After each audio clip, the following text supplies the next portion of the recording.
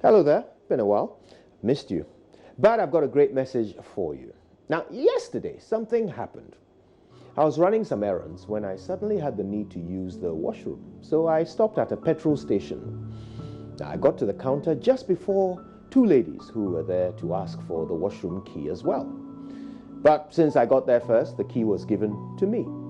Now, as we walked round the building to find the loo, I was bursting with urgency of my need of the facility, but I still did what my mother taught me and offered them the key first. One of them, who appeared to have recognized me when I was dancing from one foot to the other in discomfort at the counter, said, "Oh, thanks, Kojo, but we can wait. It seems you need it more than we do." With absolute gratitude, I stepped into the washroom, lifted the lid of the WC, and almost threw up. It was disgusting. Someone had just resolved their diarrhea issues all over the inner walls of the loo and had not bothered to clean up after themselves. The state in which they had left this public facility was just disgraceful. I don't think I've ever seen anything so nauseating in my life. I mean, who could have done such a thing? But my bladder needs were too pressing for me to stand around contemplating profound questions, so I unzipped and did my business. Now, just as I turned to exit, a thought struck me. Wait, what if those two ladies came in after me and thought I was the one who left this horrible mess? The very thought of anyone thinking I could do such a thing made me want to throw up again. Now, I may never see these ladies again in my life, but of course, they would live their whole lives under the impression that I was a filthy animal with no potty training. So I looked around frantically and spotted what used to be a white toilet brush. It now had flecks of brown in the bristles and what looked disturbingly like blood on the half-melted handle.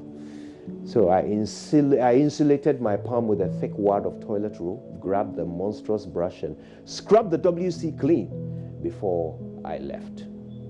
Now, later in the car, as I drenched my hands in industrial quantities of hand sanitizer, I realized something.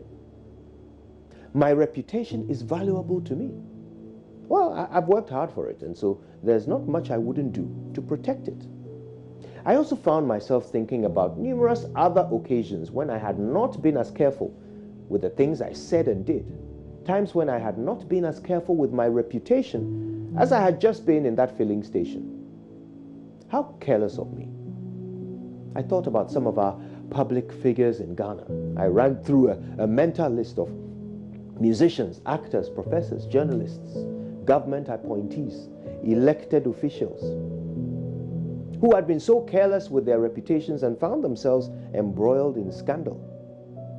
It occurred to me that they may not all have placed the same value on their names as I had just done. Otherwise, they might have avoided whatever circumstances led to the besmirching of their reputations. But then again, we're all human. We all make mistakes, and not everyone in the world has the benefit of the epiphany that I had just had that afternoon. But you, my dear friend, you have just heard, or perhaps later will read this story. So let me ask you two simple questions. One, what is your name? And two, what is that name worth to you? The higher the value you place on your name, the more you will do to keep it clean. Like the Bible says, quite famously in Proverbs chapter 22, verse 1, a good name is better than riches. So there you have it. My name is Kojo Yankson, and we all work hard for money, so we must work even harder for our reputations. Good morning, Ghana.